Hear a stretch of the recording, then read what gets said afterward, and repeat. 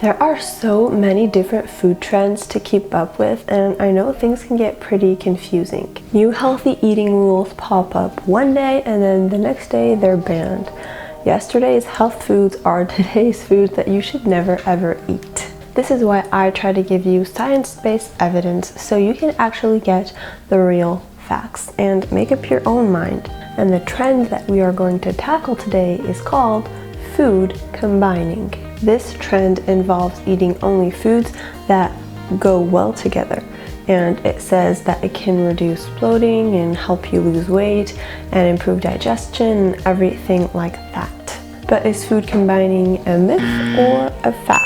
So first of all, what is food combining? The food combining theory states that your body is unable to digest certain foods if they are eaten in the wrong combination. Foods are sorted into different groups. You have sweet fruits, acidic fruits, protein, vegetable, fats, and carbs. The food combining diet has rules on which of these foods can be associated and how they can be associated.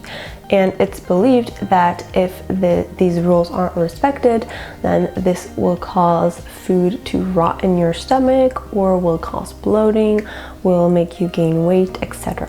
What are the rules of food combining? Here are a few of food combining rules. First of all, fruit should only be eaten on an empty stomach.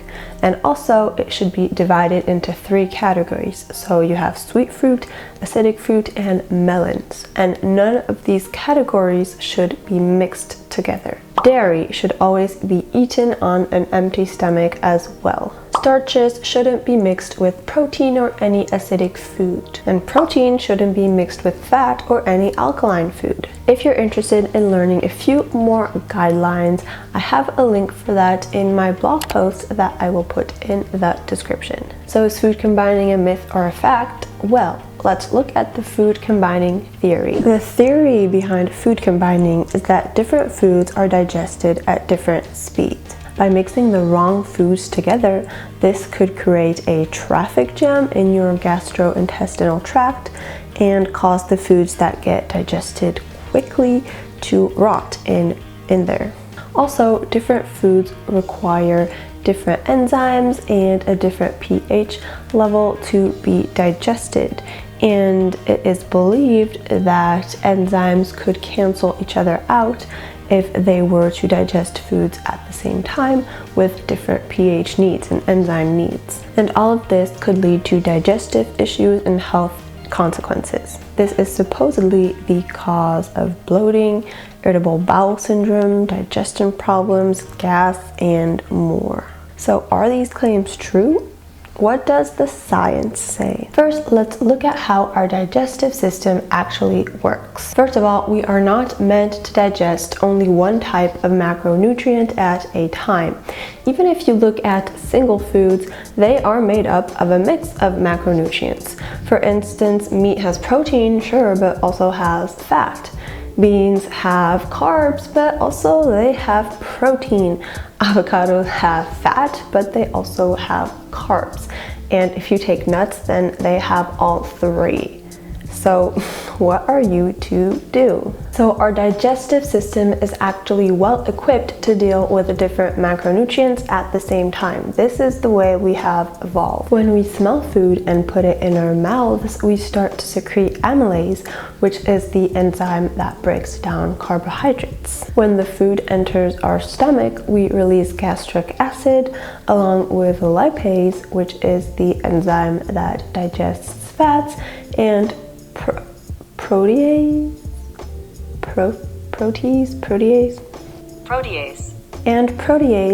which is the enzyme that breaks down protein.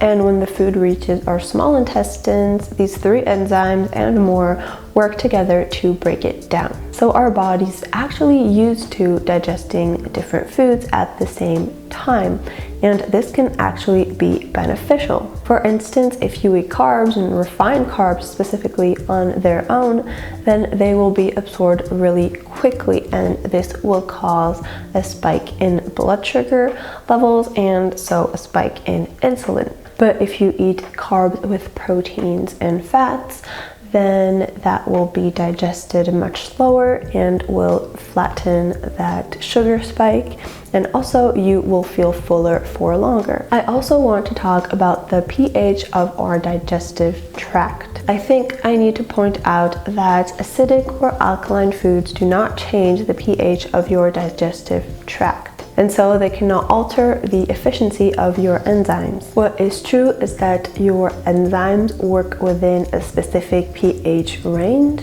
but your body is capable of regulating its pH levels by itself in order to keep them optimal at all times. Your stomach is very acidic, for instance, and if it gets too alkaline after a meal, then it will secrete gastric acid in order to regulate the pH. And your small intestine is alkaline, and if it gets too acidic, then your body will release bicarbonates, which are alkaline, to cope with this. So basically, your body is able to regulate itself regardless of what you eat. Also, food will not rot in your stomach. Since fruit gets digested quicker than meat, people who live by the food combining diet say that food will start to rot in your stomach while meat is still being digested. However, like I mentioned before, your stomach has a very low pH, and this just doesn't allow for any food decomposing bacteria to live. A place in your body where there is bacteria is your large intestine, but this is actual good bacteria. It's where your gut microbiome lives. It actually provides you with a lot of health benefits and ferments the food that you were unable to digest. So if you want to learn more about gut health, your gut, and which foods to eat for a healthy gut, you can check out the video I made about that right here. Of course, if you are experiencing abnormal gas or pain or bloating, then that is something to discuss with your doctor. As for weight loss, some people claim that this diet really works wonders. Well, actually, one small study tested this. People were put into two groups, and they were both fed low-calorie meals, except one group followed the food combining rules and the other did not. And they did not find any difference between these two groups. They found weight loss regardless of following any food combining rules. So again, no scientific evidence really backs the weight loss claim of the food combining diet. But what if food combining works for me? I always like to remind you that our bodies are all different, as are our relationship with food and our way of eating. If you've been on this diet for a while and have seen some benefits, then by all means continue. If it's enjoyable, sustainable, and healthy for you, then I see no reason not to. I do want to point out that this diet encourages you to eat in a more mindful way, and also it eliminates a lot of junk food that can cause bloating. And these can be reasons why the diet seems to be working on some people, when in reality it's just because you're eating mindfully and cutting out junk food.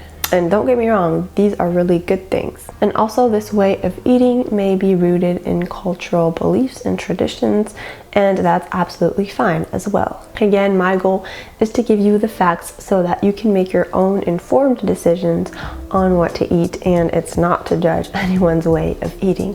I do want to mention, however, that there are some cases in which foods are better eaten together, or on the other hand, cases where foods should not be eaten together. And if that is something that interests you, then let me know and I can make a video about it. So there you have it. Food combining is a myth and not a fact. It is not backed by science, and no evidence supports its supposed health benefits. Your body is perfectly capable of breaking down and digesting different food groups at the same time. As usual, my best advice is to eat whole, healthy foods while practicing mindful and intuitive eating, and to listen to your body, to practice physical activity, and to care for your general health. There's really no need to pressure yourself into following so many unnecessary rules. That's it for this video. Thank you so much for watching. If you enjoyed it, don't forget to like it and subscribe, and see you on my next one. Bye.